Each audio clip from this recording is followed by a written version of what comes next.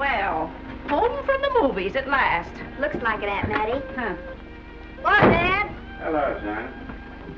Well, daughter, how was the moving picture tonight? Lovely. Mice, that's what it was. Just a lot of mice. There wasn't anybody killed in the whole thing. Oh, well, then I'll stick to these. These don't talk. And that big cluck Norman Maine was in the picture tonight. Never does anything but kiss a lot of girls. Norman Maine is one of the best actors in pictures. You and your movies, that's all you think about. You shouldn't be allowed to go to them at all if you're asking me. Too bad I was so busy in the kitchen. I didn't hear anybody asking you. Hello, Granny. Hello, darling. But of course, no one ever listens to me. They do if they're within 10 miles of you. Gadding around picture shows. House all cluttered up with movie magazines. And the other day, I caught her talking to a horse with a Swedish accent. Now, sis, we're only young once, you know. Ah, Hollywood. You'd better be getting yourself a good husband and stop mooning about Hollywood. You know what she wants to do? She wants to go to Hollywood. I've known it all along. I've seen her making faces in the mirror and talking to herself. That's what comes of your movies. Why, what would you do if you did go to Hollywood? I'd be an actress. I would, I tell you. I've always known I could. Guys, wouldn't it be wonderful to have a movie star in the family? Oh, Miss Blodgett, may I have your autograph? You may not know it, Alec, but you're practically on your way to bed. Oh, Miss Blodgett, you're my favorite actress. Won't you tell me the secret of your success? Oh, let me alone. I asked her, what's come over you? I'll tell you what's come over her. She's just a silly little girl whose head has been turned by the movies.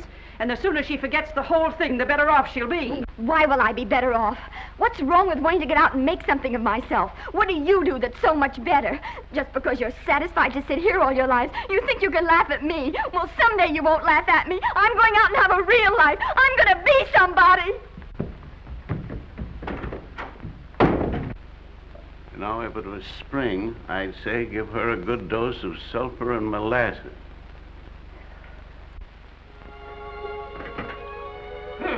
I thought I'd find you. Oh, stop that. Now, stop crying. That isn't going to do you a bit of good. Oh, I'm crying because Aunt Mattie and Alec make me so mad. Oh, Alec and Aunt Mattie. Fiddlesticks. They're not important. You're the only one that counts. Esther, everyone in this world who has ever dreamed about better things has been laughed at. Don't you know that? Oh, I suppose I do, but... But there's a difference between dreaming and doing. The dreamers just sit around and moon about how wonderful it would be if only things were different. And the years roll on and they grow old. And by they forget everything, even about their dreams. Oh, I don't want to be like that. I want to be somebody. Oh, yes. You want to be somebody. But you want it to be easy. Oh, you modern girls give me a pain. When I wanted something better, I came across those plains in a prairie schooner with your grandfather.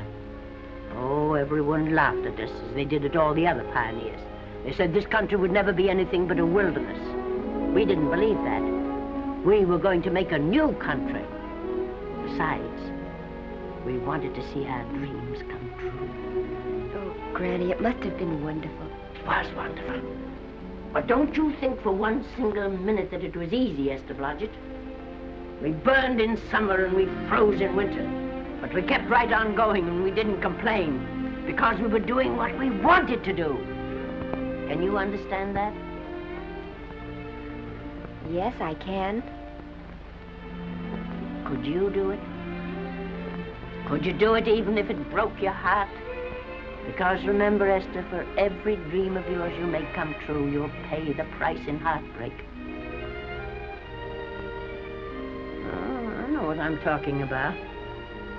You may not believe it, but I was a young girl once. A very pretty young girl. A lot prettier than you are. And I was in love with your grandfather. And when some Indian devil put a bullet through him, it felt as if it had gone right straight through my heart, too. And I remembered all he taught me. And I went right on. I buried him out there in that wilderness with my own hands. And I went right on that same day. And I kept right on going, even when your mother was born. Oh, Granny, I want to make it worthwhile.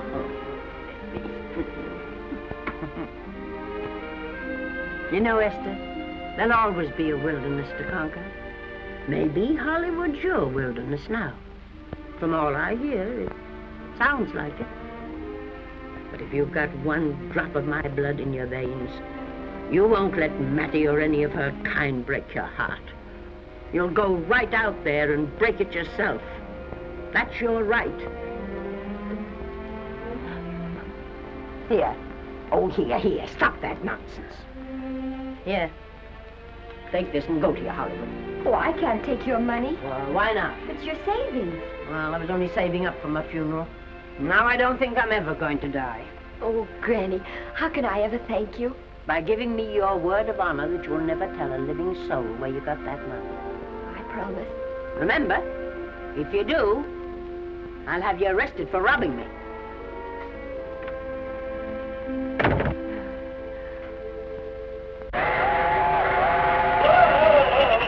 Here we are. I'll help you, Granny. Oh, I can make it, dear. Oh, my, it's cold. I kissed Dad goodbye. Just a little kiss. He didn't even wake up. I bet you didn't try that on your Aunt Mattie. Oh, Aunt Mattie. Think of her face when you tell her. I am thinking about it. I've waited for that chance for 30 years. Here she is, girl. Oh, thank you, Cousin. Good,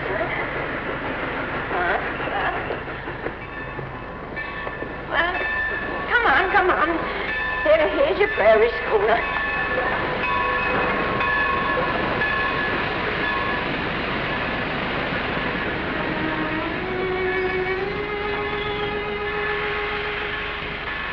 All aboard. Oh, Granny. Go on. Goodbye, Granny. Goodbye. I'll be waiting for you in those movie pictures. Don't tell Mattie.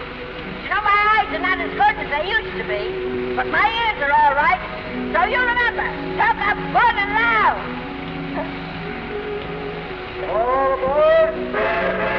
Bye. Bye. Bye, Granny. Bye.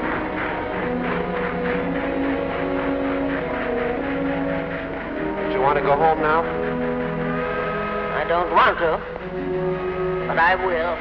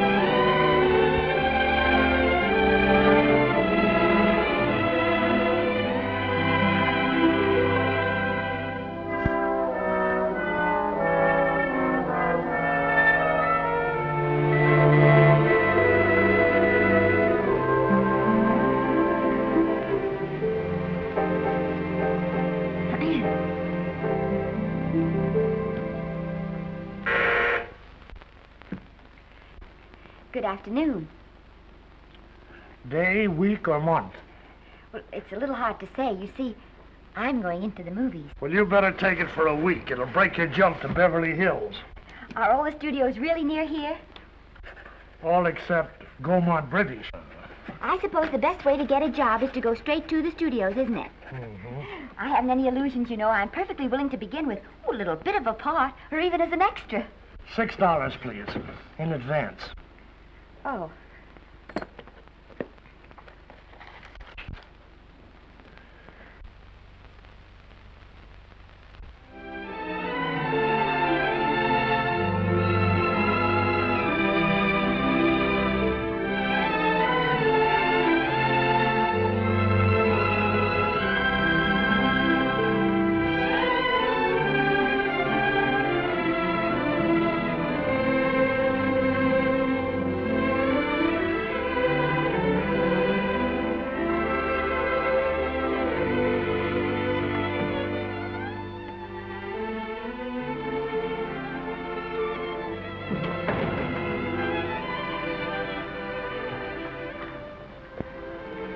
I beg your pardon.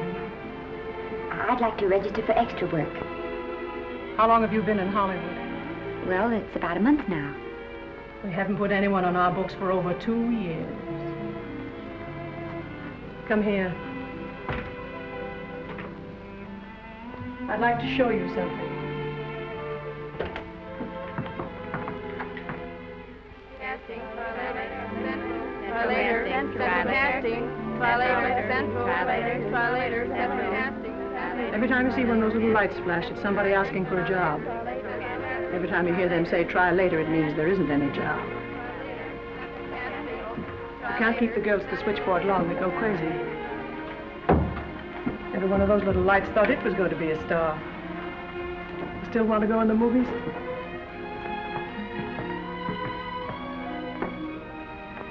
You know what your chances are? 1 in 100,000.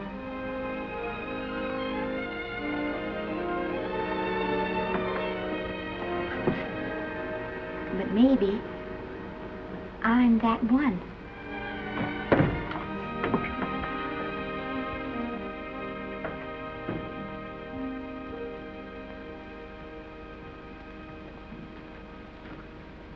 Any phone calls for me, Mr. Randall? Oh, no.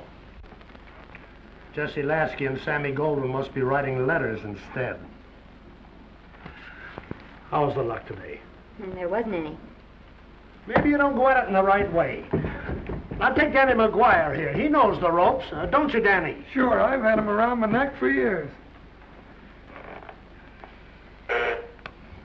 Huh? What?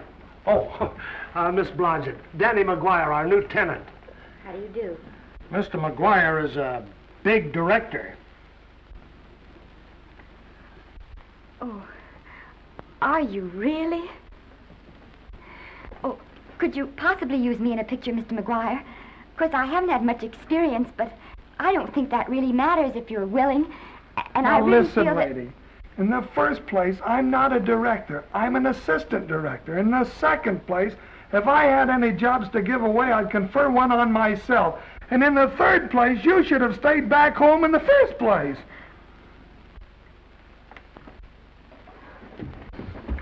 Oh, now look what you've done. Hey, wait a minute. Hey, don't be that way. Don't do that. Gosh, I didn't mean to get tough, but a guy thinks he's being kidded when somebody asks him for a job and he hasn't got one for himself. After all, I'm not a big enough shot to hurt your feelings. I'm sorry. It wasn't just that. It was a lot of things. Looking for a job every day and never getting any nearer to it. I guess I was beginning to get a little scared. I know. Lady, do I know. Well, there's only one thing to do for that feeling when you're tired and sunk and down to your last nickel. Come on and I'll buy you a drink. Well, it's not as bad as down to the last nickel. I've still got $11 left. $11? You're going to buy me a drink. Come on.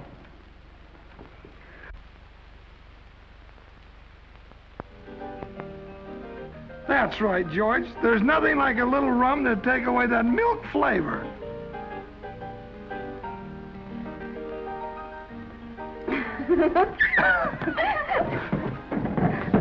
I beg your pardon. Certainly.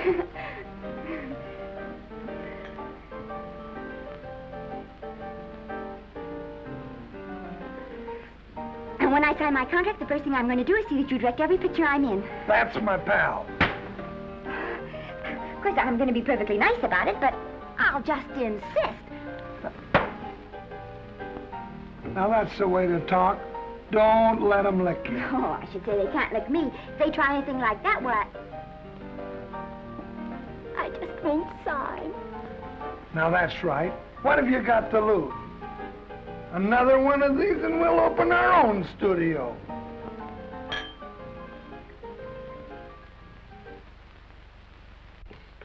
Bill rendered $24. Past due. Remit without further delay. Me.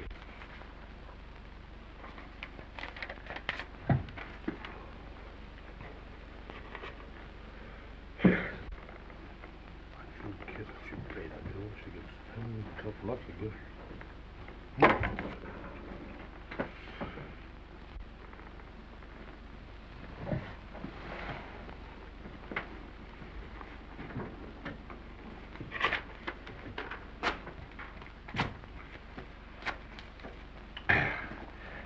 The fifth race. Tri-cap. Who's riding tri-cap?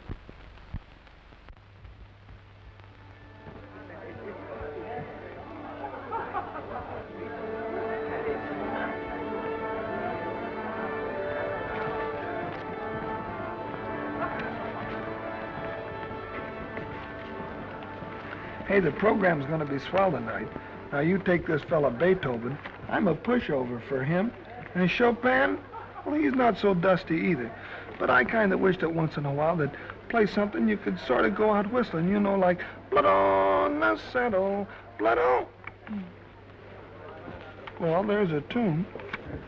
Hey, why don't you throw your hat in the air or something, can't you? This is a celebration. My job starts tomorrow. I know it does, and I think it's swell, Danny. Gee, I wish you were in on it, too.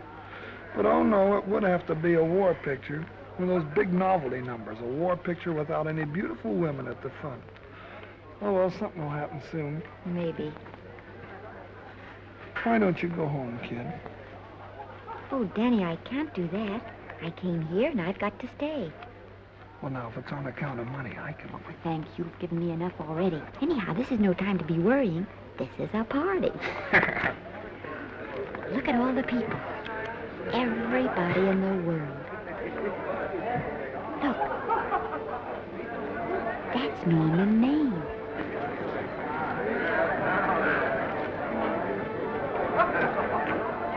And he seems to have had that one extra cocktail.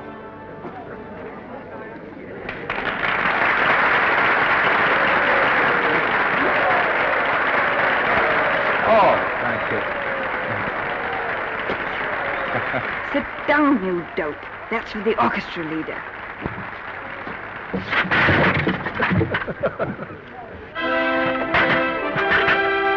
All right. Hello, Norman. Oh, Mr. Maine. Mr. Maine, put your arm around Miss Regis. I know this is a Hollywood bowl. Oh, afraid of crowds. Go on, get out of here. What's the matter? You getting too big to bother with photographers? Don't want any pictures taken now. Oh, is that so? Well, supposing I take it anyway. If you do, I'll shove that brownie number 2 of yours down your throat. Thank you, Mr. Mayor. Stop it! Stop it! Stop it!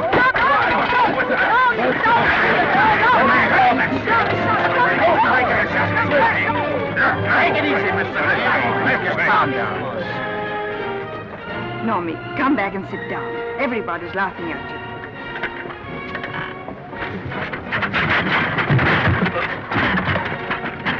All right. Hi, Norman. Is he always like that? Well, I suppose he has to sleep sometime. Oh, and he's so wonderful on the screen.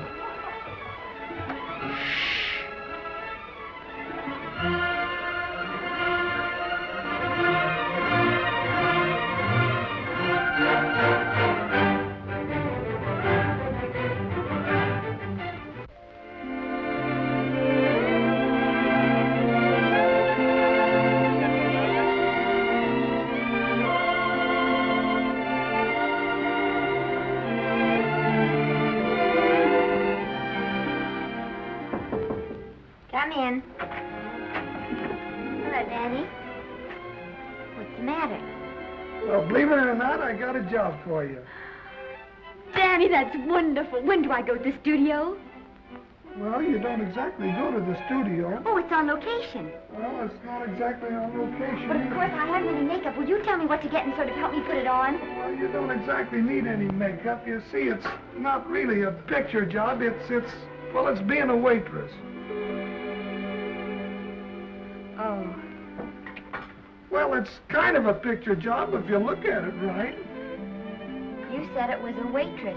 Well, it's waitressing for Casey Burke, the big director over at our studio. He's giving a party tonight to kind of celebrate on account of finishing the picture, and he wanted me to get him an extra waitress, and it's $5. And I thought of you right away, Esther.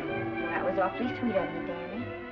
Well, there's going to be a lot of big people at Burke's house tonight, and I'll bet you there's any number of big directors, and if you're there, maybe they'll notice you. I could make them notice me. Sure you could, Esther. It's your chance. My chance. All right, Daddy, I'll do it. Oh, but I can't. I haven't got the right things to wear. To wear? Oh, here. Now, you don't think the wardrobe department's right next to my office for nothing, do you? A perfect fit.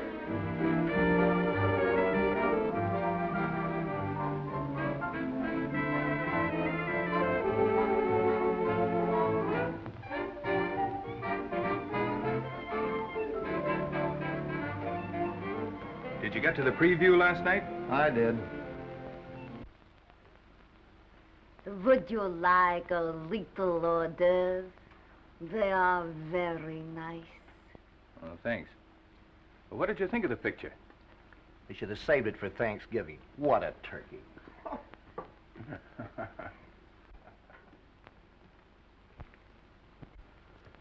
Will you have some hors d'oeuvre? You do like hors d'oeuvre, don't you? I don't think there's anything so enjoyable as hors d'oeuvre before supper, and these are rarely delightful.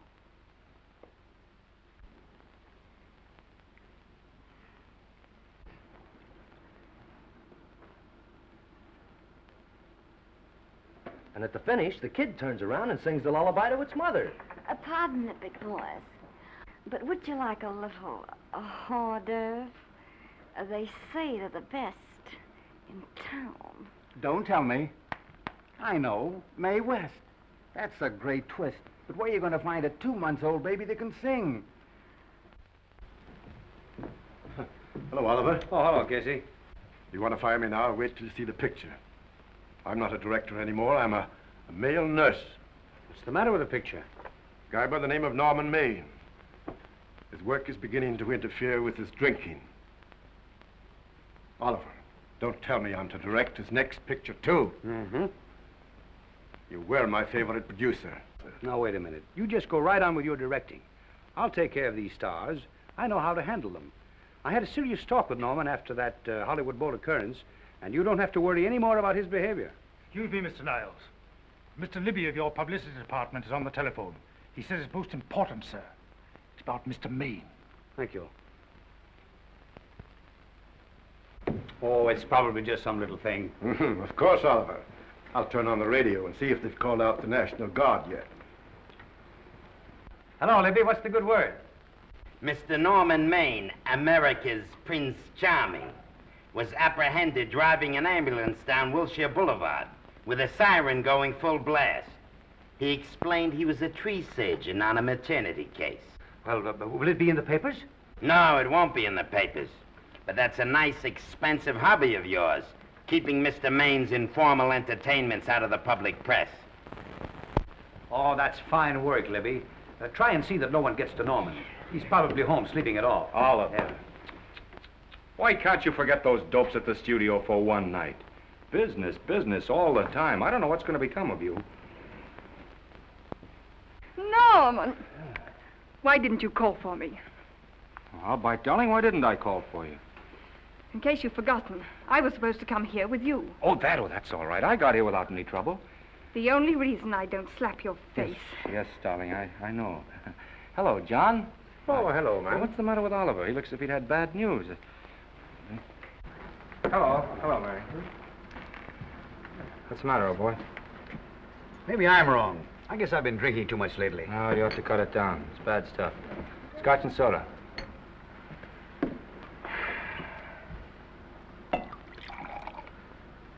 Come on. The word, you know, is pronounced when. Bad dialogue, Oliver. I'd rather not watch this. You know best. Soda. Thank you. Oh. Go ahead and say it. I've got it coming to me. Don't make it tougher on me, Norman. I don't want to stand here and preach, but take a look at my side of it. I'm trying to make pictures with you. I know. Costs are going up and the grosses are going down. No, it isn't that. I've made lots of money with you, and I can afford to take a loss. But I hate to see you going the way of so many others. Why don't you get Lloyd's to insure you against me? You can't get insurance against a man forgetting who he is. You're a great star, Norman, but there's nobody so big that he can afford to have people refuse to work with him. Who doesn't want to work with me? You... Quiet. Listen, I know plenty of people who do. Yes, and so do I. But your real friends can't stand seeing you start to fall apart. What do you mean by that? The first signs are always the same. Not being able to remember your lines. Cameraman struggling to cover your hangovers. And all because you have to have a good time. Every day and every night. Listen, I've warned you for a long time, Okay, Norman. Oliver, you're a swell guy. You won't lose any money on me. I'll promise you that. I'll be ready for the curtains when the time comes. When it does, here's my epitaph. And now I think I'll have a little drink. Scotch and soda.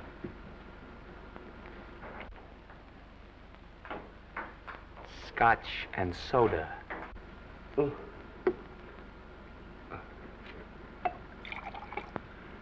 Come on.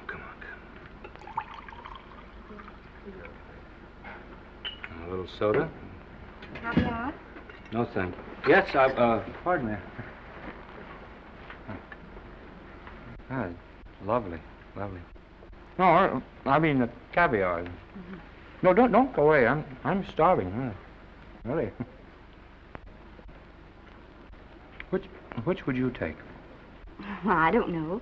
You know? I don't know either. It's hard to choose. Well, I think I'll take caviar. Mr. Maine doesn't care for any more. Do you, Normie? No. No, Normie doesn't care for any more.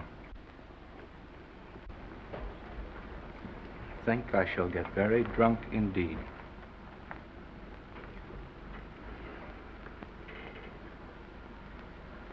Scotch and soda. Sorry, I have something.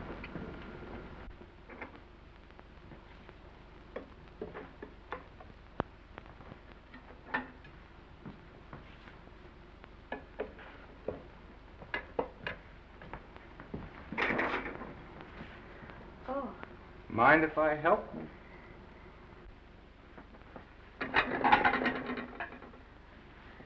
Won't they miss you? Oh, no. They'll just look under the table, and when they see I'm not there, they'll forget the whole matter.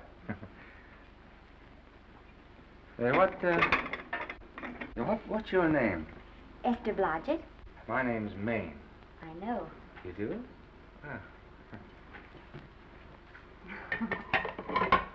What's so funny? I was just thinking about all your fans and how surprised they'd be to see you here helping me put plates away. Oh, they don't know my finer side. They'd be pretty envious of me, meeting you this way in person. Oh, how you do? Well, tell me, are you disappointed? Yes. Oh, now you've done it. Oh, never mind that. That makes the room look lived in. Tell me, why are you disappointed? I was sitting behind you at the Hollywood Bowl the night you didn't want to be photographed. Yeah. I'm told I crept into many a heart that night. Oh, I can never explain this. You know, you have very pretty hair. You better get out of here. And a sensitive mouth. And a charming little Precisely why are you here instead of with the rest of the guests? I'm just trying to be helpful. I see. Are you sure there's no other attraction? Well, it might be that my old mania for putting plates away is coming back on me. It's rather odd. I always know where I can find you if there's a pretty girl around. It's not only odd, it's embarrassing. You're being deliberately insulting, Norman. I put up with this for long enough. Dear, don't lose your temper. Remember, we must try to keep the voice low. I know you'll excuse us if we go on with our work.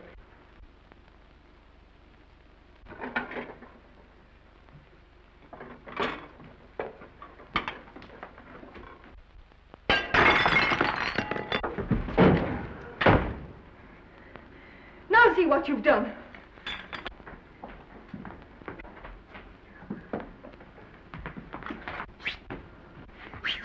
Come here. Help me up.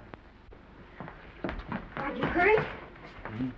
No more than usual. Come on, the wolves are on us. We gotta get out of here. Oh, I can't. The dishes aren't finished. Oh, yes, they are.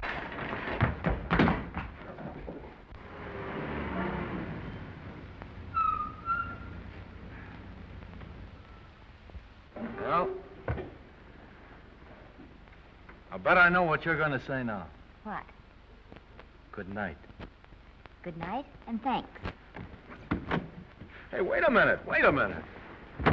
Hey, you realize that all I found out about you is that you're foolish enough to want to go into pictures? But why is it foolish? Look at you. Yeah, that's what I mean. No, I'd rather like to go into this matter a little more thoroughly. Oh, that's awfully nice of you. So why don't we go on up to my place and talk it over? Oh, no. Thank you very much, but I really must say good night. Good night. But you're not angry. No. I'm hungry. Well, why don't you go and get something to eat? Good night, Miss Blodgett. Good night, Mr. Maine. Wait a minute. Peter, the least I can do is to see you to your door. Will I see you again? I hope so. Has anyone ever told you that you're lovely? Well, now you know. Thank you.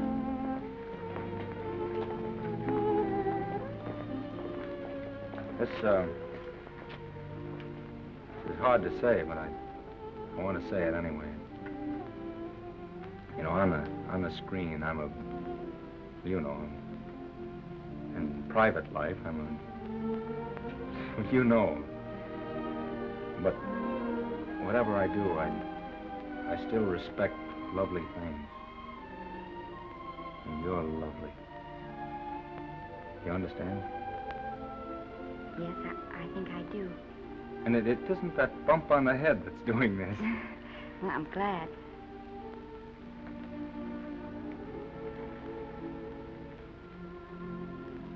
Good night. Good night.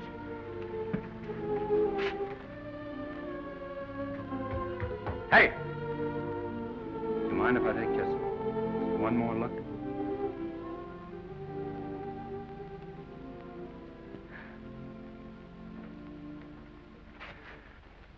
Go away. Quite impossible. I wouldn't even consider it. No.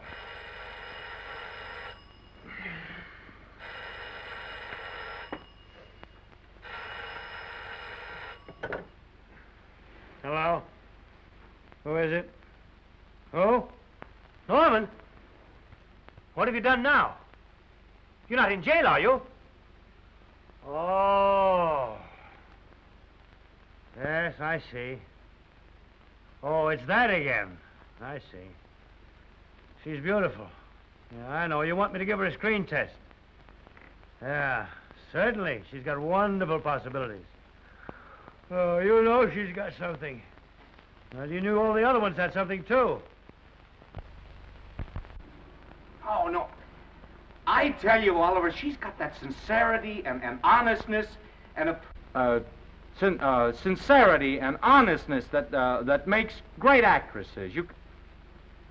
Oliver, I am so sure of this girl that I want to take the test with her myself. Listen, Oliver, you've worked hard. You're entitled to a break. You get...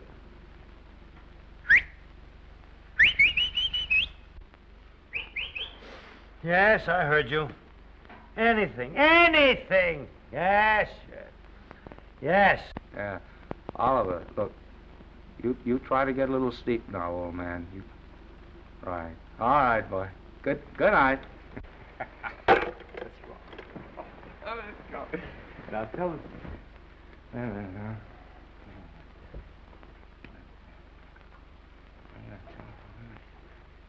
Telephone book. Telephone book. What is it? Where's that telephone book? Hey, Olive, telephone book! Over here.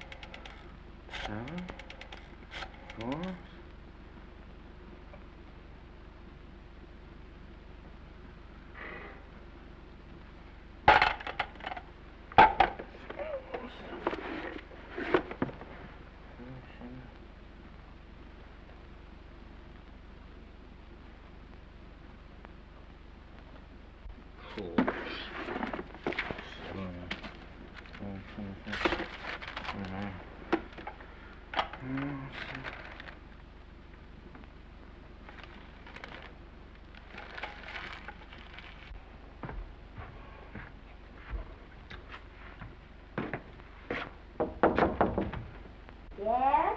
Telephone. For me? Some drunk trying to be funny says he's Norman Maine.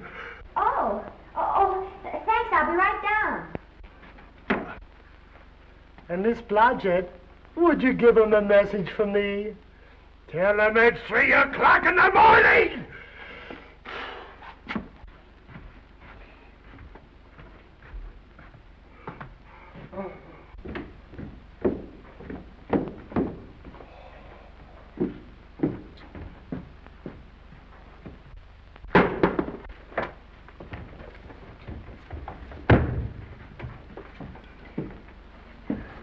Hello? What? Oh.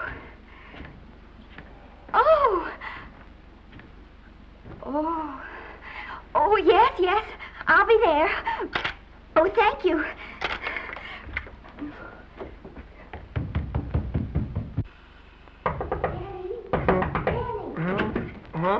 Daddy, what do you think? I'm going to take a test tomorrow, and Norman Maine's helping me do it. I'm taking one, too. Garble's assisting me.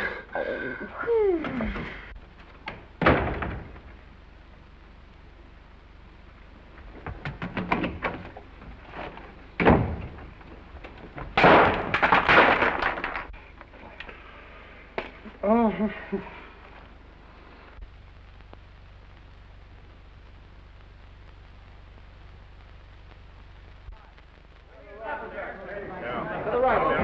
Move that Golo in. Put a silk on that broad. No, the Yankee. Is this light too hot for you, Hanley? Okay, but cut down on your backlight. Put a double on that 90. Bring it down a little. That's it. Now put it. Pull down on that 150. Get pulled down on that 150. Okay. Come here and get this thing. Run it here. Run it. Harry. Bring me an apple box. Listen, gentlemen, please, if you don't mind. This is just a test. Ready, Mr. Burke? All ready, Mr. Burke. Ready, Mr. Burke. Ready now, Mr. Burke. All ready, Mr. Burke. Ready now, Mr. Burke. All ready, Mr. Burke. We're ready, Mr. Burke. All right, let's take it. Quiet! Quiet! Quiet! Quiet! Ready, Norman? Yeah. You ready, Miss, what's your name? You'll soon know your name, Esther. The whole world's going to know it. But I'm so scared. Maybe I better not try it today. Oh, come on, now don't be foolish. They all had to go through this. Harlow, Lombard, Myrna Loy, and now Esther Blodgett. All right. I'm ready. This is the take. Roll 'em. Quiet. Hey!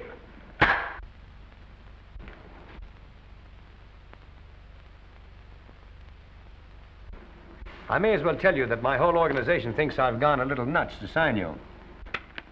Well, maybe they're right. I've been nuts before. You see, all the experts seem to think that your type is a little mild for present-day taste. But I rather believe that tastes change, like eyebrows. And I think that also like eyebrows, tastes are going back to the natural. You look like a nice girl. I think I'm going to like you. That's not important. I think the public will like you. That is important. Oh, yes. I see what you mean. I mean, I know it is. Only don't think it's going to be easy. Nothing you really want is ever given away free. You have to pay for it. And usually with your heart. Someone else told me that once. But you still have to work it out for yourself. Oh, well, all this is just a long way of saying, I'm glad you're with us and good luck to you. And now I'm going to turn you over to our demon press agent, Libby. Don't let him frighten you. He has a heart of gold, only harder. And for the love of Pete, learn to close your mouth and keep it closed, even in your love scenes.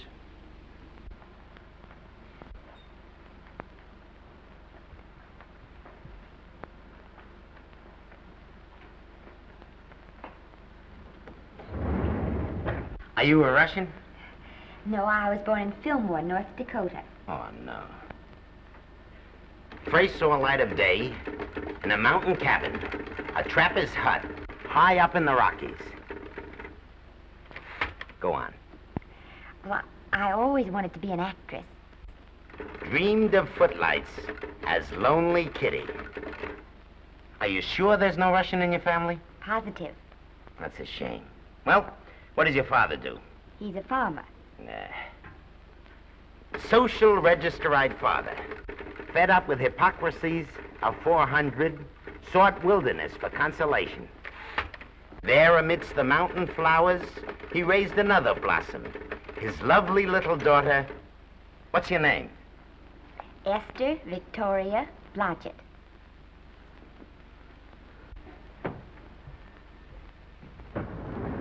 Greatly appreciating your attention in this matter, very truly. Do you know what her name is? Esther Victoria Blodgett. Hey, we'll have to do something about that right away. Esther Victoria Blodgett. Well, that Blodgett's definitely out. Let's see, Esther Victoria, Vicky. How about Vicky? Oh, I think that's terribly cute. Let's see, Vicky. Vicky what? Vicky, pronounced Vicky. See, Esther, Besta, Sesta, Desta, Festa. Oh, that's very pretty. Jester, Hester, Desta, Lester. Vicky Lester. Oh, I like that. Say it. Vicky Lester. Say it again. Vicky Lester. Say it again. Vicky Lester. Say it. Vicky Lester. Say Vicky Lester. Vicky Lester. Vicky Lester. Vicky Lester. Vicky Lester. Flash. Oliver Niles Studio discovers new starlet, a Cinderella of the Rockies. Her name is Vicky Lester. Those who have peeked tell me she couldn't be more divoon. The face of an angel and such natural talents. Her voice is a symphony. Her very walk, they tell me, is enough to drive men mad. Not that way. Get the lead out of your feet. Lift them up.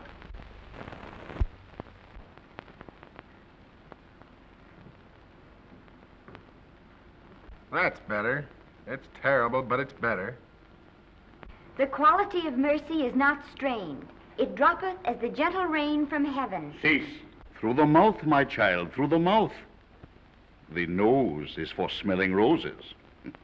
Proceed. Does she have to look surprised all the time?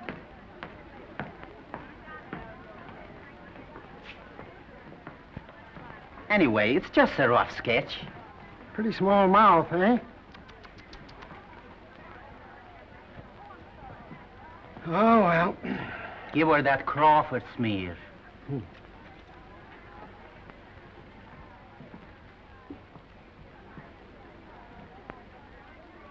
This'll give her that Dietrich. Yeah.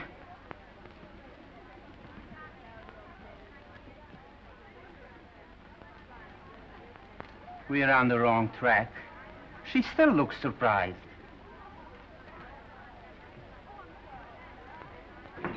Listen, dress people. We're shooting on the set this morning, not in the commissary. Now, come on, snap into it. Acme Trucking Company?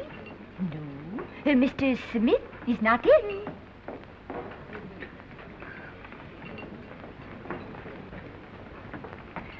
Acme Trucking Company. No, Mr. Smith is not in.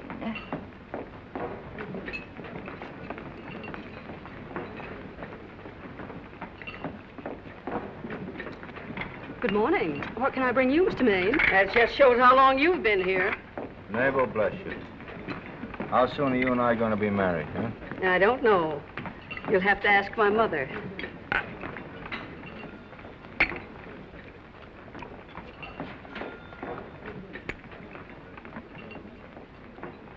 Acme Trucking Company? No, Mr. Smythe is not in. Acme Trucking Company? No, Mr. Smith is not in. Acme? No, Smith ain't in.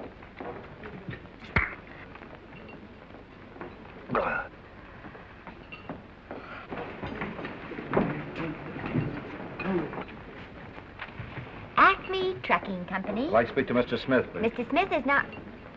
Oh, Norman. What's all this between you and Smith? I've got a part. It's only one line, but it's in the picture. It's ambition that made you break that date with me last night. Well, I had to be here so early this morning, and So did I. I had to stay up all night to make it. you've started your picture, haven't you? No, we're still in the testing stage. You can't seem to get the right girl for the lead. Gee, you'd think with all the girls there are that... Yeah, I know, but this one's got to be different. She's got to be little and cute and sweet and intelligent. Well, blow me down. What? Well, close my tired old eyes. What is it? Hold everything. Come on. Come on.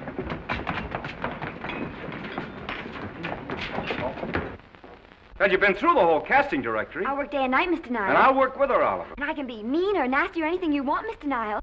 If she clicks, Oliver, you've got a star overnight. Okay.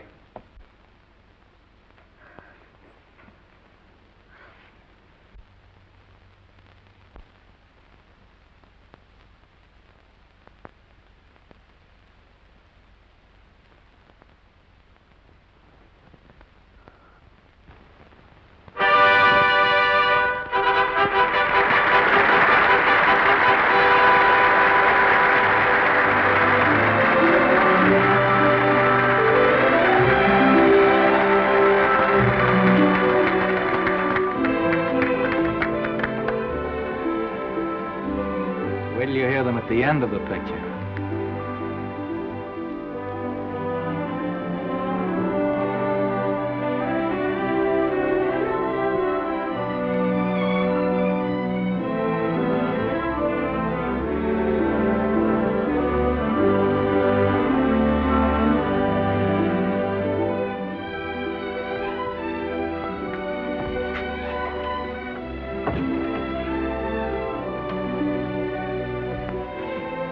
Do you think we were noticed? By no one. They're much too busy playing at croquet. I've loved you all my life. But we only met 2 days ago. That's when my life began.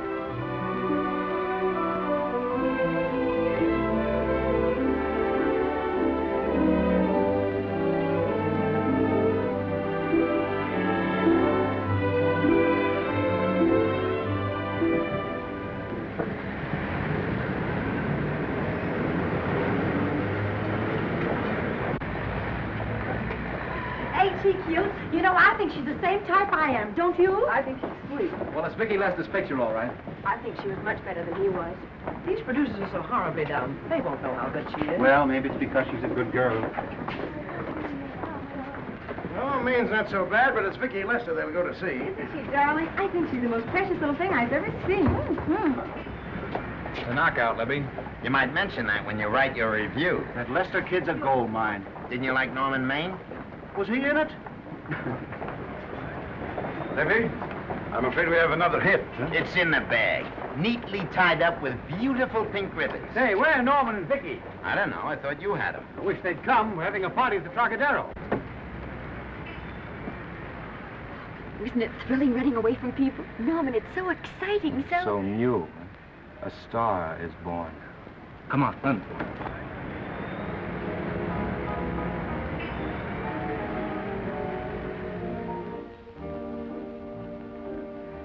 It's wonderful, isn't it?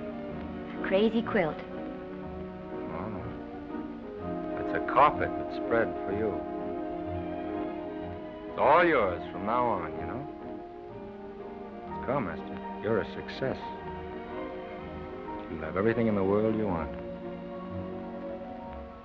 I hope it'll make you happy. Hasn't it you? But then there was one thing I never had. Lots of times I told myself I'd found it, but I always knew I was lying. Still, I never stopped looking for it. Maybe it'll come. Well, I think it has come, Esther. I only wish it went too late. Oh, but it's not too late. Oh, you can't throw away your life the way I've thrown away mine and have anything left that's good enough. No. You can. Norman, you can. You mustn't tell me that, Esther. I'm so afraid that I'll believe it.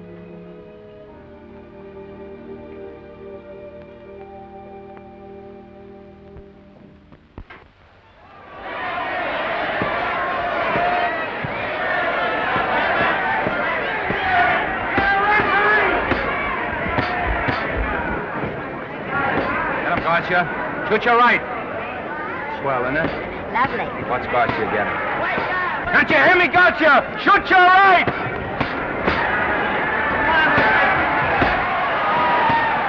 He's down! Gotcha got him! Gotcha got him! He did, didn't he? Yeah, but he'll be up, though. You like it? Sure I did. You like me? Sure I did. Ooh, that reminds me. Will you marry me? No, thank you. Come on, Gotcha, finish him. Why won't you marry him? Wasn't that dependable? Hey, shoot your right! Throw away your money? Break him up in there, break him up. Drink so much. Well, suppose I quit drinking. Yes? Come on, Gotcha, shoot the right in there, the right! Suppose I save my money. Yes? There he goes, let him have it! Suppose I became absolutely dependable on all occasions. Yes?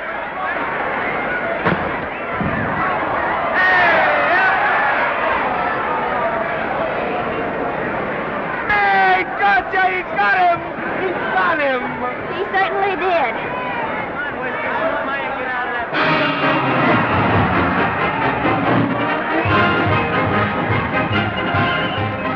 Gee, that's a beautiful fight.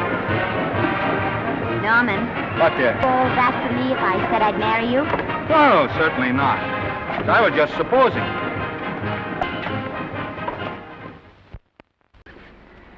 We're going to be married. Guess I didn't read that line right. I'll try it again. We are going to be married. Both of us. Yeah, to each other. What do you think of that? Well, when? Where? Well, we thought we'd elope in the conventional manner. What's the matter? It's trying to decide whether it's good for the studio. Is it? It is. And bless you, my children. When's it going to happen? Oh, we thought we'd just sneak out sometime. We're not telling anyone but you. Listen to this.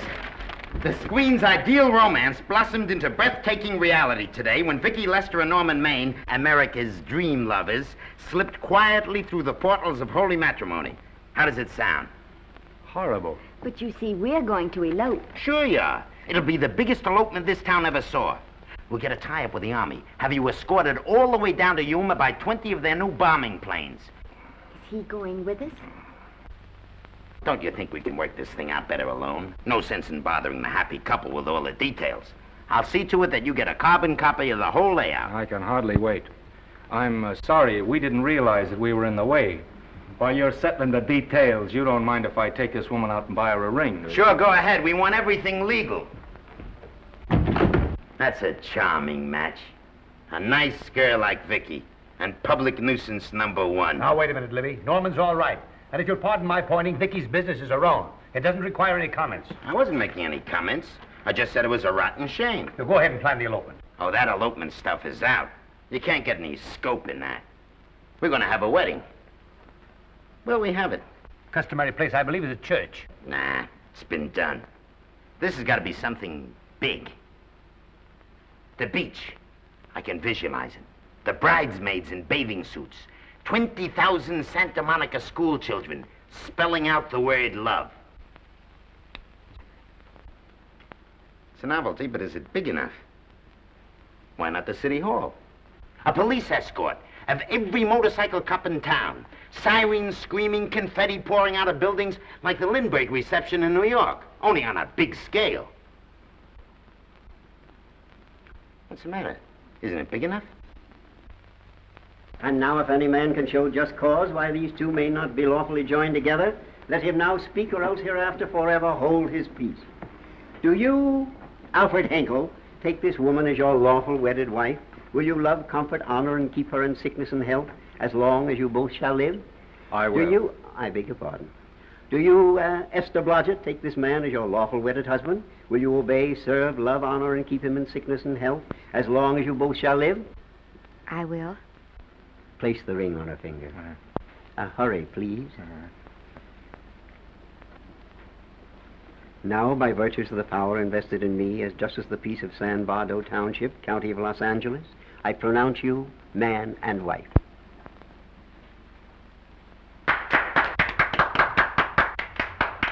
Quiet! And now I must exercise my prerogative of office. I hope you'll be very happy, Mrs. Henkel. Thank you. Thank you, sir. Oh, Thank you Danny. very much. Now, if you'll please sign the license. Oh, yeah. You know, Mrs. Henkel, I can't help but believe I've seen you somewhere before. Oh, really? Well, I believe this is the first time I've ever been in San Bardo. You know, your face is familiar, too, Really? Mr. Henkel. There you are, sir. Thank you very much. Oh, Here's your thank you, receipt. sir. Thank you. Goodbye. Goodbye. See you again. Yes, goodbye. No, I don't mean I'll see. No. Yeah, I think you got by with it. But it was close. That JP was just beginning to remember where he'd seen us. Well, anyway, we got away from Libby. Hello, Toots. If you will be kind enough to glance between my shoulder blades, Mr. and Mrs. Henkel, you will find there a knife buried to the hilt. On the handle are your initials. Lovely to have seen you, Libby. Hey, wait. Hold him, Danny.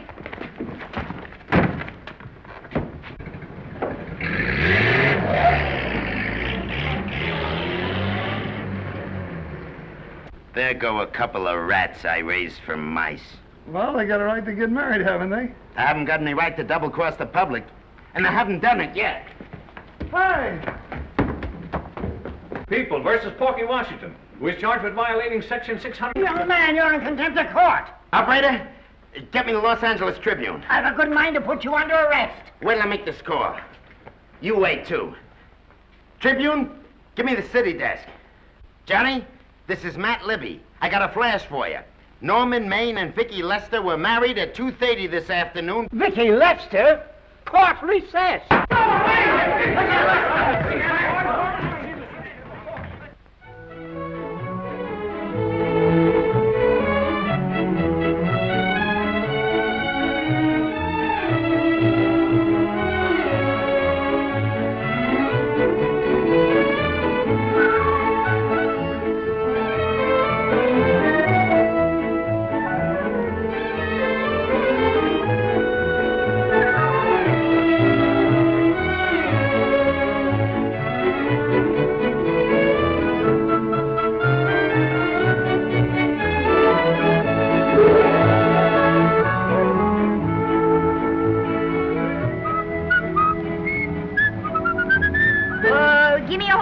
great big horse, a great big buckaroo, and let me wahoo, wahoo, wahoo!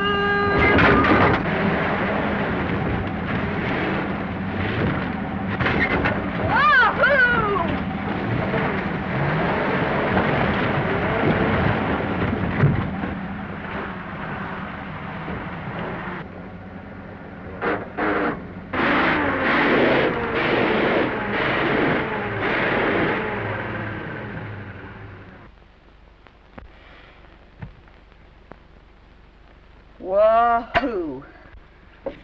Hey, Wahoo. I don't want to sound immodest, but I think I've stripped the gear. Well, sit down, won't you, and let's get acquainted. We'll probably be seeing quite a bit of each other from now on. Well, might just as well break the ice now as later.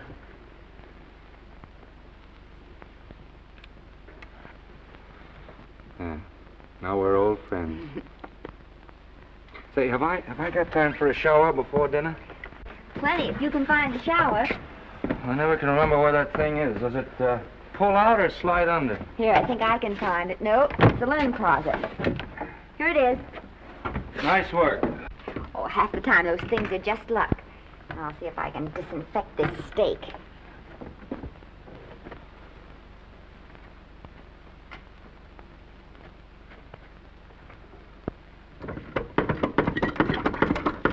Yeah, Esther, there's no soap. Here. Thank you. Oh, and Esther. Yes, dear? I'll need a washcloth. Oh. How are you fixed for cigarettes? And you know I never smoke underwater. Hey, what do I do to make this thing work? Pull that gadget at the top and pray for rain. Well, I can't reach it. I can't get my hands up. If you've gone in there with your arms down, you'll never get your bath. Unless you're a contortionist. Yeah, well, I'm not a contortionist, and don't throw that up to me now. You knew it when you married me. Will you close this door, please?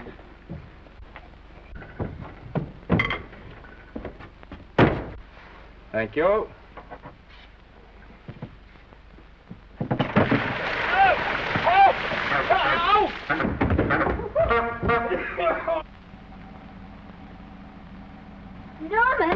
Norman, here comes the car. You got it? Huh? Here, quick. Quick what? Quick, go out and stop them and ask for help. Oh, I'll catch cold. Oh, you'll get warm again. Yeah, don't, dear. They'll recognize me. Now, if you keep your face down, go on. There may not be another car for a week. Well, Howdy, partner. Howdy. Stuck? Yeah, how'd you guess it? Can you get us some help? Well, I reckon not. You know, it's a long way to town. We're pretty busy down at the place. Well, I got to get out of here. I've got my wife with me. Don't she like the country? No, and we're short of food. There's a lot of game in them woods. Well, my wife can't shoot. Well, you're sure up against it. Sorry I can't do anything for you. Well, wait, listen, I'll be frank with you. I'm Norman Maine. Who? Norman Maine. Well, my name's Judd Baker. Glad to have met you. Well, so long. Hey, wait a minute. Listen, you don't... So you're Norman Maine.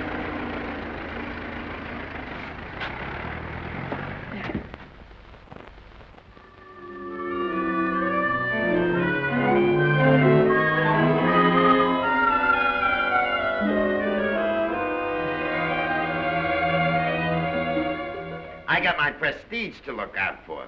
I'm supposed to be the best publicity man in the racket, and they laugh themselves sick when I even try to get a decent mention of Maine. Yes, I know how sensitive you are, Libby, and I don't like to see your feelings hurt. Thanks, boss. Now, Vicky, there's a dish for free space. But if Maine swam across the Pacific, the papers would keep it a secret. Well, the exhibitors don't like him, the critics don't like him, the public don't like him, and I don't like him. Who likes him?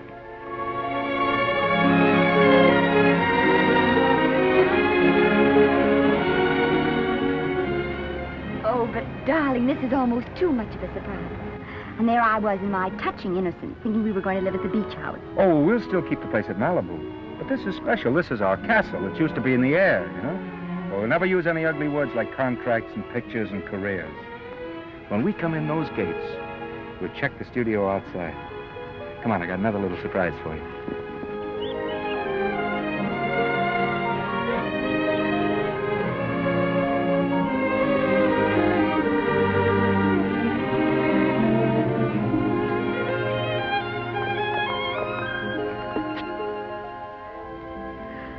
Norman, it's lovely.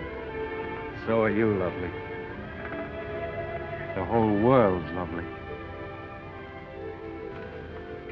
Hey, hold it!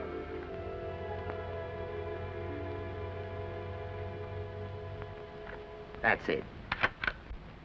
Caption: their honeymoon never ends. All right, let's get some pictures. Now, if the bride will sit here and the groom stand behind her, we'll have something unique. Now let's go after something different. You sit down and she'll stand up. Pretty radical, isn't it? Yeah, but in a nice way. Okay, Otto, fire. Caption: their honeymoon begins anew. Ah, the producer. Caption: their honeymoon ceases abruptly. Hello, Oliver, glad to see you. Norman, I'm glad you're back. Thank you. Vicky, how well you're looking. Hello, Oliver. Am I interrupting? Yes, thank you. Just want a couple more pictures. That's enough for both of them. What they're asking for is exclusives of Miss Lester. Alone. Oh, I see. Well, come on, Oliver, let you and me get exclusive. See you later, Vicky. Oh, don't worry, Otto. My camera smashing days are over. They ain't your only days that are over. Oh, hold that, Miss Lester. Gorgeous. Well, Oliver, how's the dividend situation? Very pleasant. I think we'll show $2 million on the next quarter. Oh, good. Smart move of mine to sell my stock, eh? Oh, well, when you need money, you need it. Well, some people save up for just such an event. There's bound to be a rainy day occasionally. Yeah, but as a citizen of California, I've always refused to admit that. Yes, I know, but still it does rain. Well, anyway, you can thank me for some of those dividends of yours. Mm-hmm. Oh, can't you? Oh, sure. That was a little too quick, Oliver. What's the matter? The Enchanted Hour was a smash hit, wasn't it? Well, it made Vicky a star overnight. Yes, it should have. What about me? Oh, let's talk about business at the office, Norman. Beautiful pool you have here. Beautiful. Oh, now let's talk about it here. Didn't they like me? Well, maybe the part wasn't just right. That was the best part of the year. Look, Oliver. You think I'm slipping? Can you take it? Yeah, go ahead. The tense is wrong. You're not slipping. You've slipped. Oh, my fan mail's still big. Norman. Fans will write to anybody for a photograph. It only costs 3 cents for a stamp, and that makes photographs cheaper than wallpaper. But every 25 cents they pay for a theater ticket buys them the right to be a critic. And your last few performances, Norman, have not pleased your critics. You remember I told you I'd be ready for the curtains when the time came? Here it is. Let's call off the contract, no hard feelings. We're not quitting, either of us. There's no explaining these things. We've all seen how the public turns. Maybe we can turn them back. I've got a swell script lined up for you. About Esther. If you think that I'm going to get in her way... Well, as a matter of fact, as it happens, there's no part in this story for her. I'd more or less planned to star her in a picture of her own, with that young Pemberton opposite her. He's coming along nicely.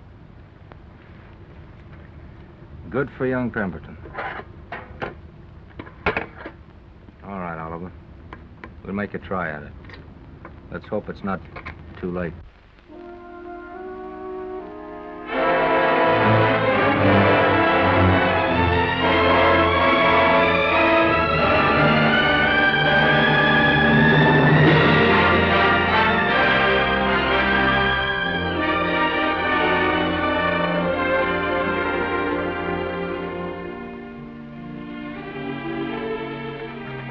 No argument. I'll buy those. Huh. The screen's most finished actor. I'll say he's finished. He keeps them away in droves.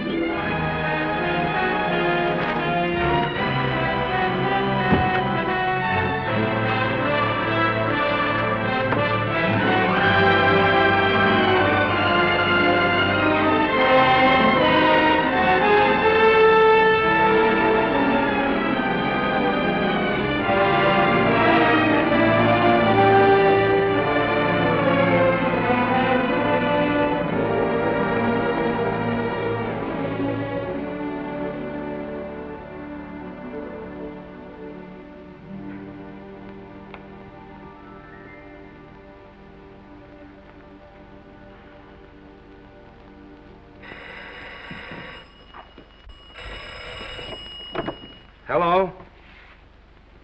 No, Miss Lester isn't home as yet. No, I'm not the butler.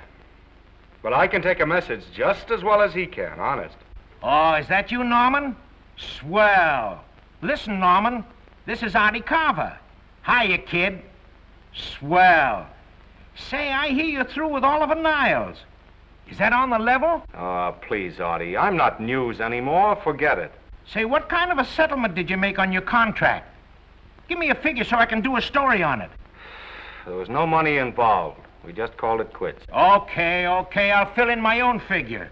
Say, by the way, I've been trying to get an interview with Vicky for 2 weeks, but she's always busy. How about you giving an old pal a break by speaking to her for me? Sure, I'll ask her. Swell. So long.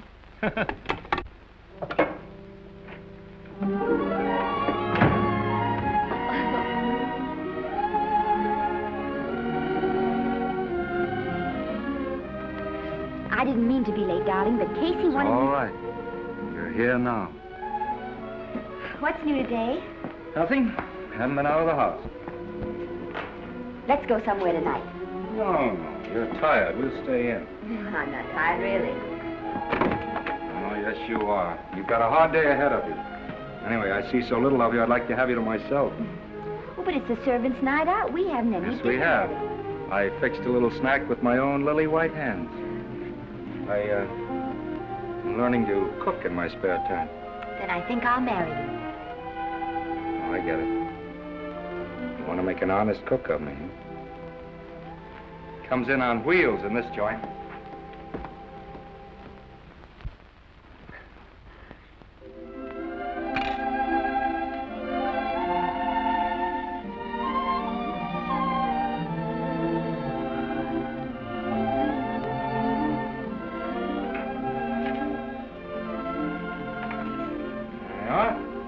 How's it look? Wonderful. Huh? That's what I thought. Now then, don't be formal, just pitch in. Yeah?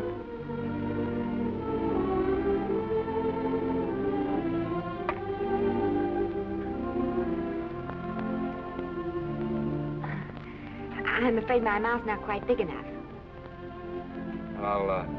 I'll measure it next time and make them to size. A little hard to lift, too. In fact, I think I'll take those measurements right now.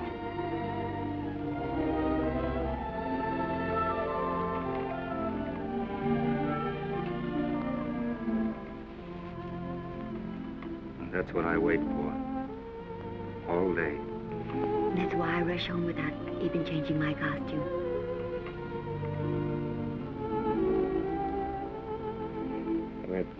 We're forgetting that we're hungry.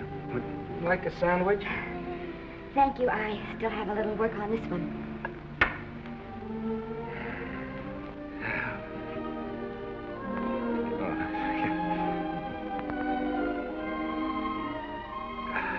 Norman, will you unhook my dress? I can't breathe. Mm-hmm.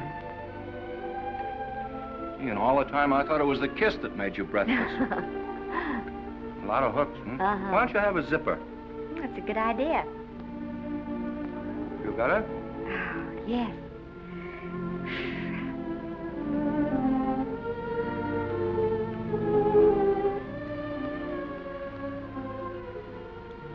Don't look now, but I think that guy on your left is in love with you. I hope so.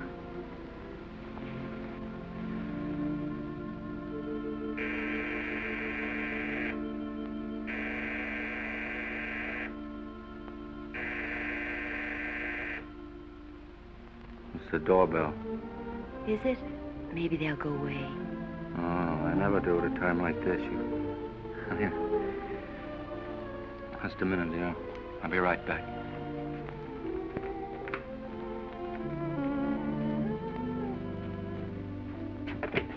Does Vicky Lester live here? Yes. I got a package for her. I'll sign for it. Who are you? I'm her husband. Oh, sure. I'm right here, Mr. Lester.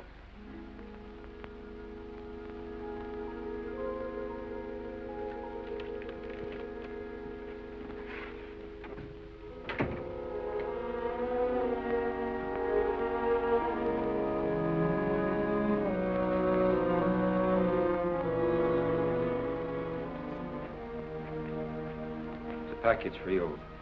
Oh, by the way, I forgot to tell you, they want you for a benefit to Shrine Auditorium next Wednesday night. I told them I'd ask you. And, Oh, darling, I don't want to hear about that now. Well, you better wait till I finish before I forget them all. The Academy dinner secretary phoned. She wants to know if you want a table reserved for you. Oh, yes, Artie Carver called and asked if I'd use my influence with you to get him an interview. I told him I'd try. That was all, I think. Oh, Norman, let's don't talk about those things now. We're forgetting the wonderful food you prepared. Well, I'm not very hungry now. I think I'll fix me a little drink, But, Norm...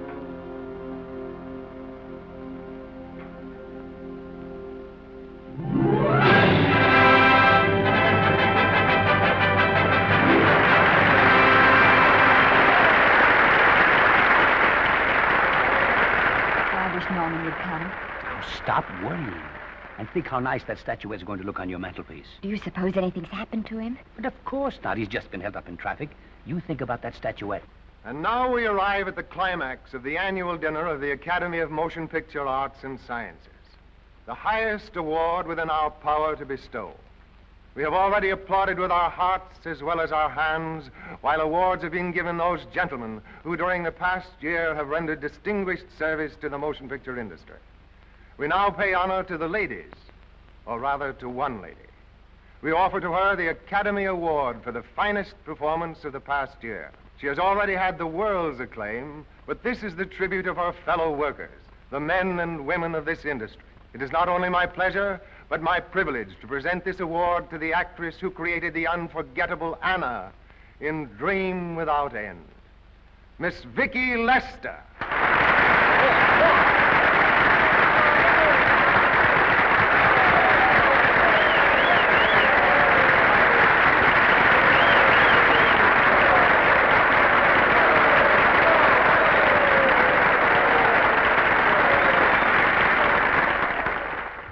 What more can we say, Miss Lester? This says it all for us.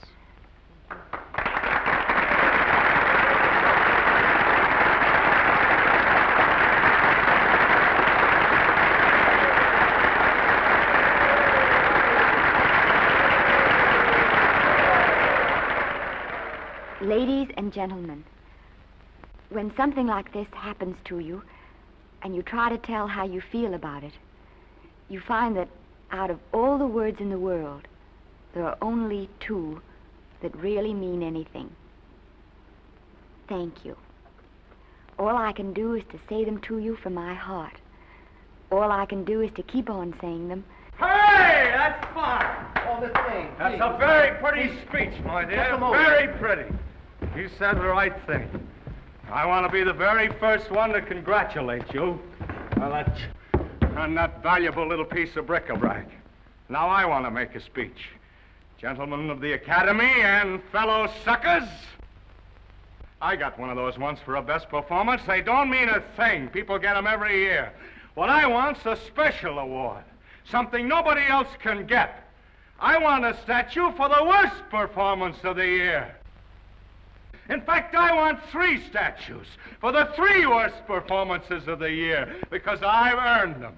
And every single one of you that saw those last masterpieces of mine knows that I've earned them. Libby, start the music. What I'm here to find out is, do I get them or do I get them? Now answer yes or no.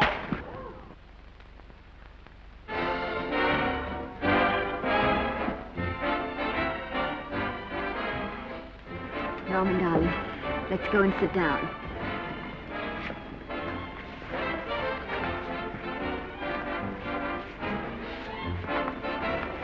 Come on, Norman, sit to that.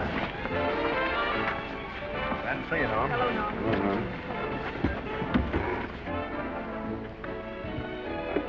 Well, Norman, how are you? Hi, Oliver. My dear, do let me congratulate you. You must be terribly proud and happy tonight. Thank you.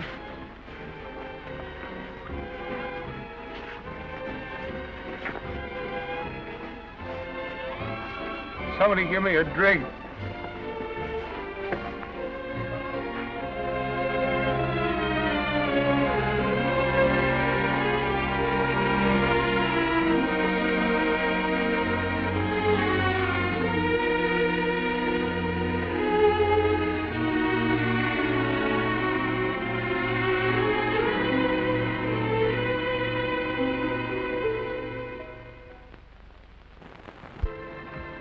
Oliver, it's nice of you to come to my dressing room. Vicky, how are you? I've missed you. Everyone's missed you. Have a nice trip. Well, a 3-month tour of the theater circuit scarcely comes under the head of pleasure. But the way they're screaming for your pictures all over the country. Miss Lester, if I may talk shop, you are a knockout. Thank you. It's good to hear that. You've been crying. A little. How's Norman?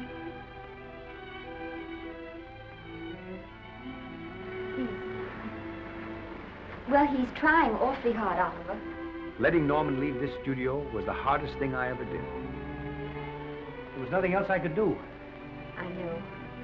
Has he been... Is he all right? He's gone to a sanitarium. He really wants to stop drinking. And I think he could only... Well, perhaps if he could start working again, there would be some encouragement. Oliver, could you do that? Yes. Oh, thank you. But he mustn't ever know I told you. He won't know, and you mustn't worry. I want you to keep up your good work in this picture. I'll try, Oliver. That's the one thing I can do for you.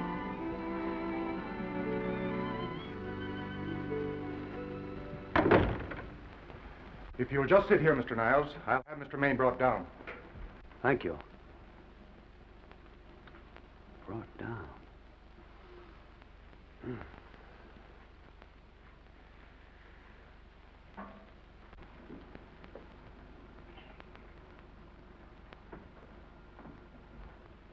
Hello, Oliver. Welcome to Liberty Hall. Hello, Norman. Well, no, Mr. Niles isn't slipping me a case of scotch, Cuddles. This is just a handshake. This is Cuddles, Oliver, my social secretary. We go everywhere together. How are you feeling, Norman? Fine. Getting along remarkably well, Cuddles tells me. He says you ought to see some of the boys. Let's sit down. Yeah. Cuddles, we really don't need you. Touching, isn't it? Can't bear to have me out of his sight. Are you comfortable here, Norman? Comfortable. It's positively luxurious. They even have iron bars in the windows to keep out the draft. How much longer are you going to be here? Oh, well, I'm really cured now. I'm just staying on for an extra week or two to get in good shape, you know. After all, there's no particular hurry to return to the cameras. That's what I wanted to talk to you about. I've got a script with a fine part for you in it. Gee, Oliver, that's great. That's great. Who plays opposite me? Well, it is not exactly the lead. Young Pemberton's doing that. But I tell you frankly, I consider your part better than the lead. Oh, I see. It's better than the lead. Well, of course, it isn't terribly long. But it's one of those parts that makes an impression on you. They'll be thinking about you all through the picture. Mm-hmm. Well, the thing is, Oliver, I'm pretty well set at another studio. I'm not at liberty at the moment to tell you which one. You know yourself how those things are. Of course. But it's a big picture. He's one of the biggest of the year. Mm-hmm. And the part. Every actor in Hollywood would give his teeth to play. See. Well, that's fine, Norman. Naturally, that will tie you up for a while. But we won't get to this picture for some time. And perhaps, if you want to consider it for later on, well, we'll be... I'll tell you, Oliver, you'd better not count on me. See, I've got several pictures lined up after this one. Then they're talking to me about England. You know, they're doing some very interesting things over there, you know. Mm-hmm. Hey. What is it, Cuddle? Speak right out. We all love you. Your dinner. Oh, yeah, we dine at 5:30 here. Makes the nights longer. Well, goodbye, Norman. I'm glad to see you getting along so well. Be out in no time. I'll have to introduce myself all over to a lot of people. They won't know me when I'm not drinking. Goodbye. Bye, Norman. Thanks for dropping in. That's fine. Yeah. Well, Cuddles?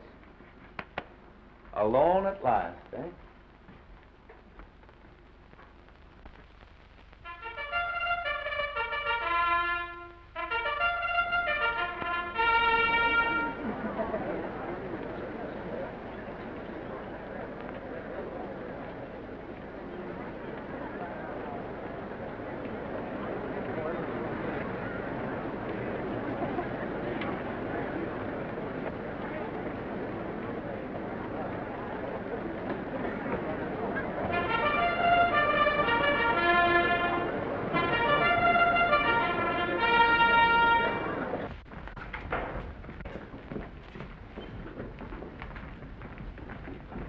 Oh, Bert?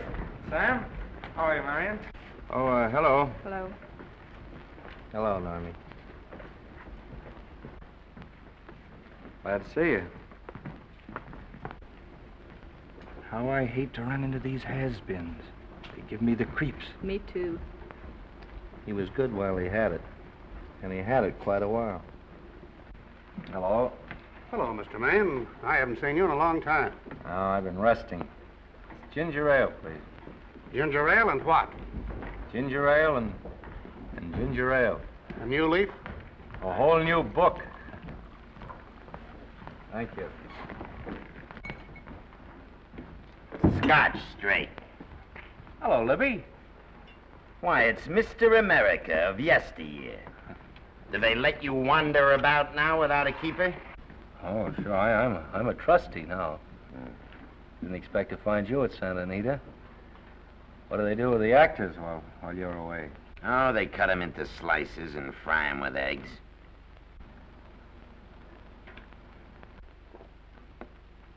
I suppose you'll be here all the time, now that you've retired from the hurly-burly of the silver screen. Well, we're living down in Malibu now, and pretty lonesome with Esther away working all day.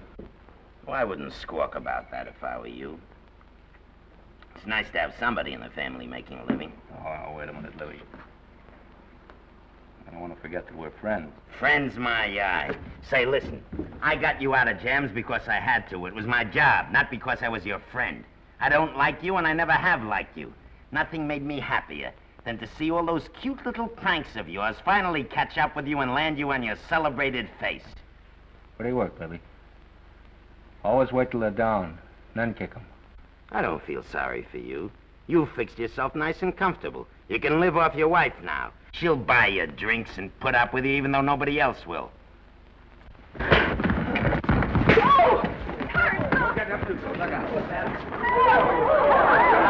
he's just drunk. We're drunk again. Yeah, come on, drunk. Hey, wait a minute. Come on outside for you wise guy. I'm Norman Maine. Well, that's not my fault. Oh, don't bother to toss him out. He's harmless. All right, Mr. Libby, if you say so. Sure, let him go. What can he do? He can't fight any better than he can act. It's Norman Maine. Oh, he's drunk again. Why, he's been drunk for years.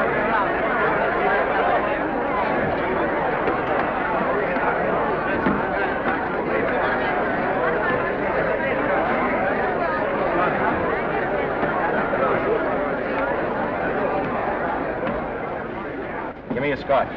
Double. Leave the bottle here.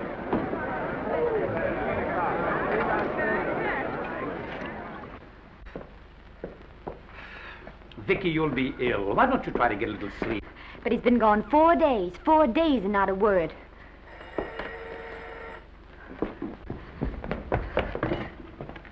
Oliver, I can't. I just can't.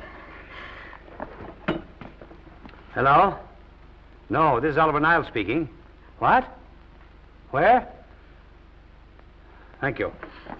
What is it? Nothing, nothing. Oliver, tell me. He's in the night court. He's been arrested on a drunk charge. Now, he's all right. He isn't hurt. I'm going right down and get him out. I'm going with you. Vicky, it isn't any place for you, and if it gets in the papers, What there'll do be... I care about the papers? I'm going with you.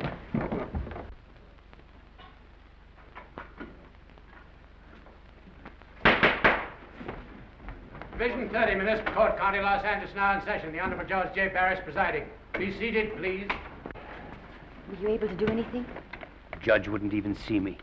Ready, Your Honor.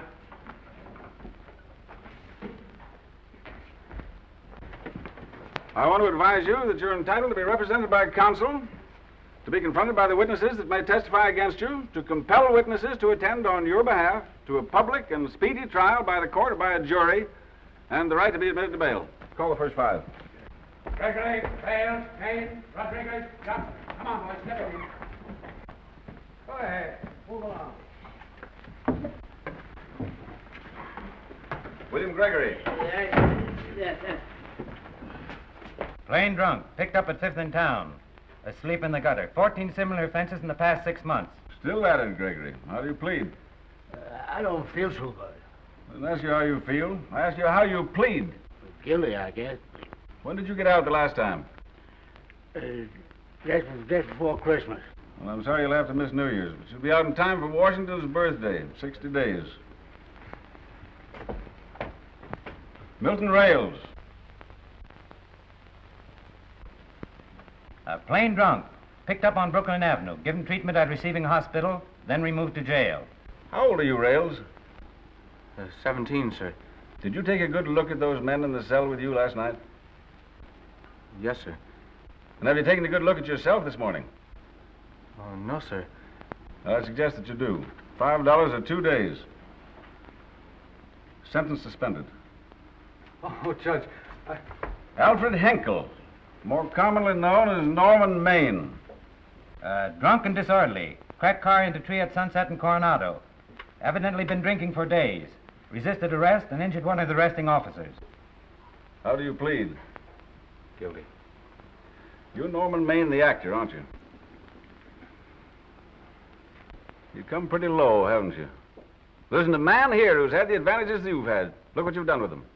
You're nothing but an irresponsible drunk, driving about the streets with the power to inflict death or injury on innocent people. I think we'd better deny you that power for a while. 90 days in the city jail. Please wait.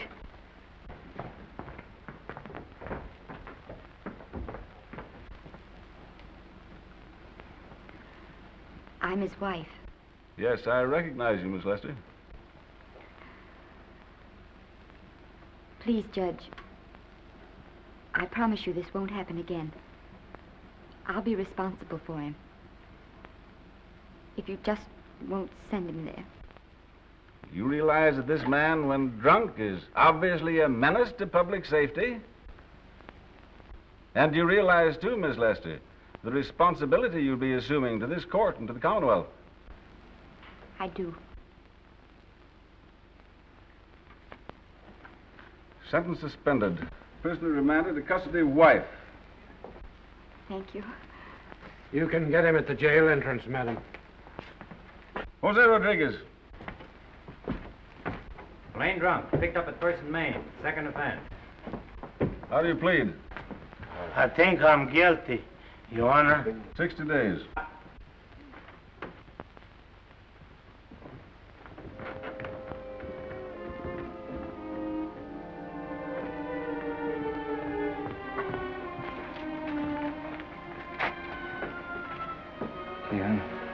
I'm so tired. Hold it, Mr. Maine, for picture. Oh, no. What about a statement for the press? Oh, no, please.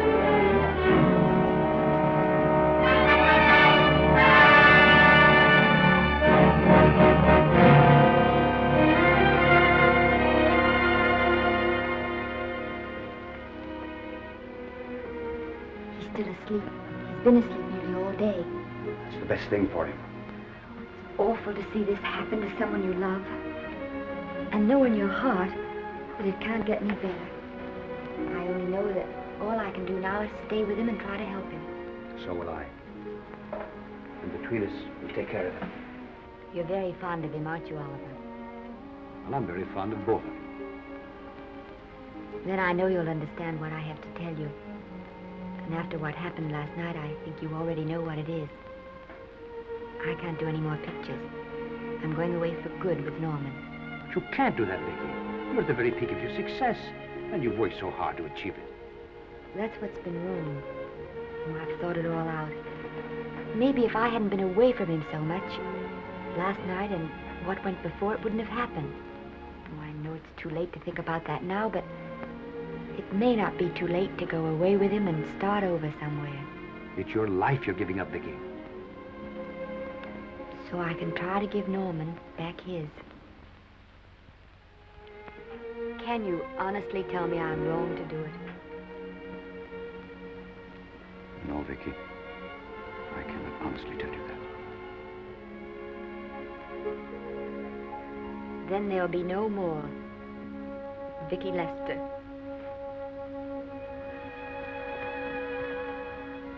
Come on, walk to the door with me.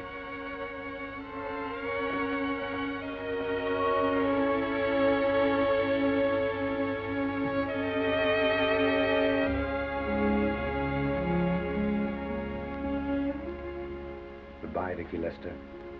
You were a grand girl. Good luck, Mrs. Norman Maine.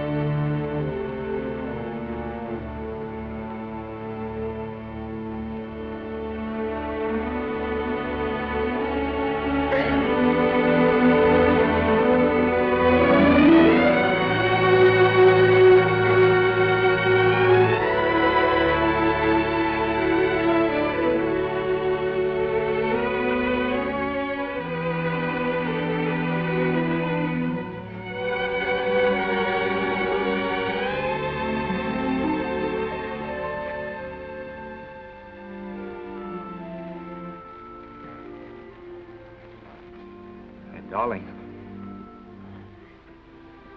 this is Maine coming in to apologize again.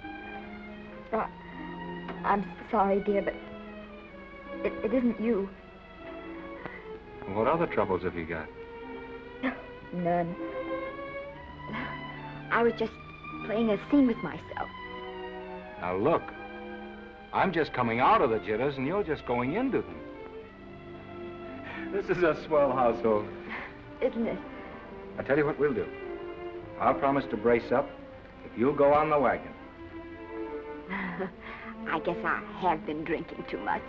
You know what I'm going to do? I'm going to be an athlete.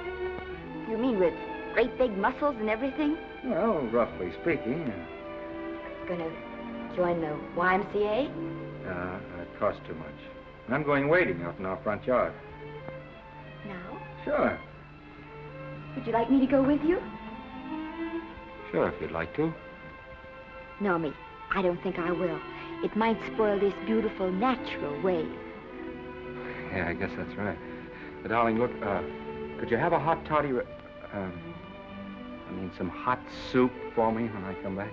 Some hot soup? Yeah. And I'll make some of those nice sandwiches. Normie, do you have to?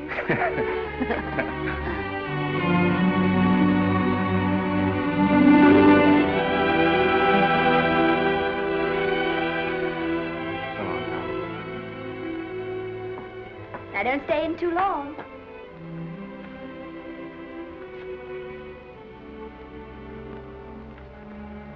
Hey!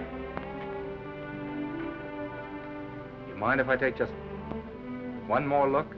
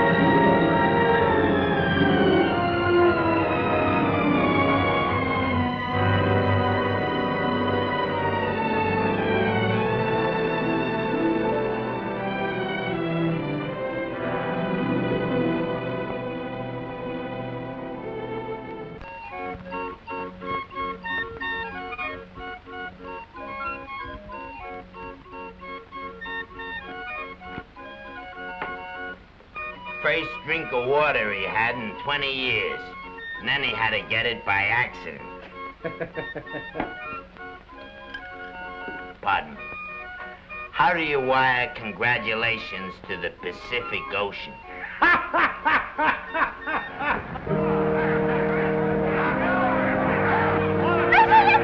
Oh, you can't see her face! Hello, Vicky.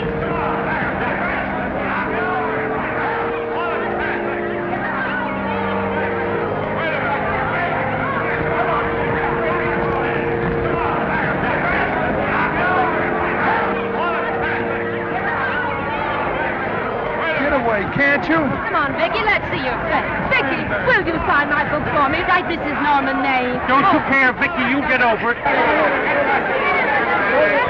Stand back, can't you? Don't you cry, dearie. He wasn't so much.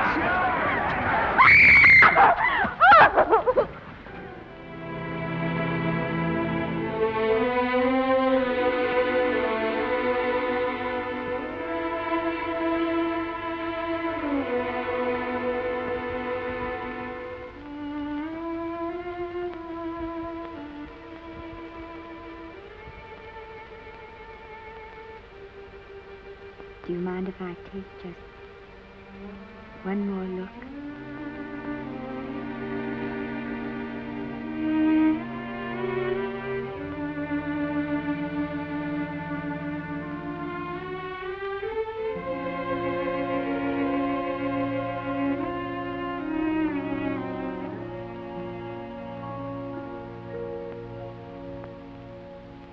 Here are the paychecks for the servants, Graves.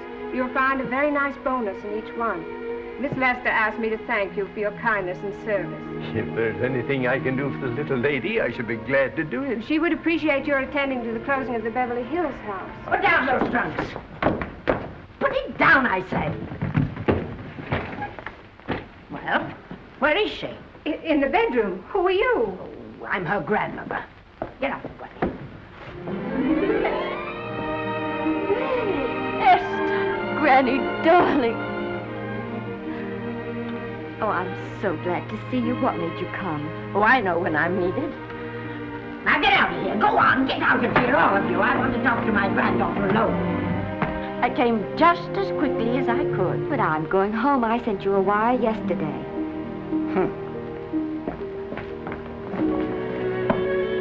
Sit down. Is it true that you're going to quit the movies? I never want to hear them again. What are you running away from, little girl? I'm not running away. It's just that I can't go on. My heart isn't in it anymore. Once I told you, if you get what you want, you have to give your heart in exchange. And you said you were willing. Do you remember? I remember. Well, it seems to me that you got more than you bargained for. More fame, more success, even more personal happiness. Maybe more unhappiness. But you did make a bargain. And now you're whining over it. I don't think I'd feel so very proud of myself if I were you, Esther. I'm not, Granny. But my mind's made up. And I'm sorry I gave you the money to come out here. It was just a waste. Oh, but Granny... I was proud of you, Esther. I was proud to be the grandmother of Vicky Lester. It gave me something to live for. Now I haven't anything. I know. Oh, I want to be strong, but I can't go on. I can't. You must. Tragedy is the test of courage. If you can meet it bravely, it will leave you bigger than it found you. If not, then you'll have to live all your life with a coward. Because no matter where you may run, you can never run away from yourself. I never knew Norman Maine. He wrote me a very sweet letter when you were married. He said you told him how much I meant to you. And I know just how much you must have meant to him. You know, Esther, I can't believe that wherever he is, he can be very happy, knowing that his death broke the spirit of the little girl he praised me so highly for raising. And I can't believe that he can be very proud, knowing that all his great love did for you was to make you a quitter. The car is ready, Miss Lester. We'll have to go now to make the train.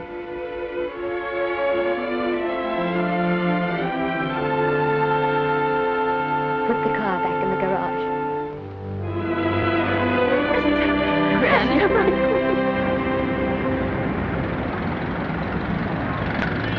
The entire picture industry has come to the Chinese theater for this opening tonight. It has come to pay tribute to a great star on her long-awaited return to the screen in what has been called her greatest performance. It has come to pay tribute to the girl herself. The girl who has won the heart of Hollywood. The girl who has won the heart of the world. Miss Vicki Lester. And if I'm not mistaken, Miss Lester's car has just driven up. Yes, it is she.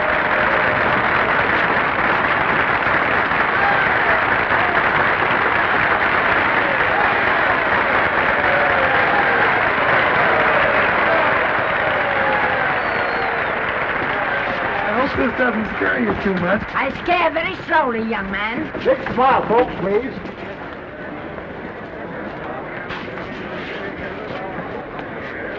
They'll have your mug. I mean your face plastered across half the papers in the country tomorrow. How do I look? Oh, you look swell. You're a liar, but I like you. And here's Miss Lester's grandmother. Won't you say a few words to the radio audience, please? Say something, Letty. You know, we've got a thing like that back home where they all listen in on, but we call it a party line. Won't you say something, please? They're listening. Maybe some of you people listening in dream about coming to Hollywood. And maybe some of you get pretty discouraged. Well, when you do, you just think about me. It took me over 60 years to get here, but here I am. And here I mean to stay. Thank you very much.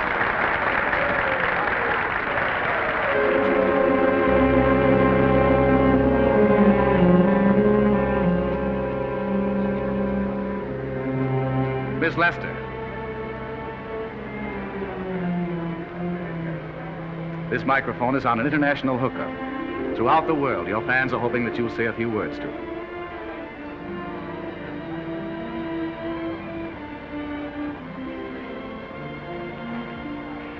Hello, everybody. This is Mrs. Norman Maine.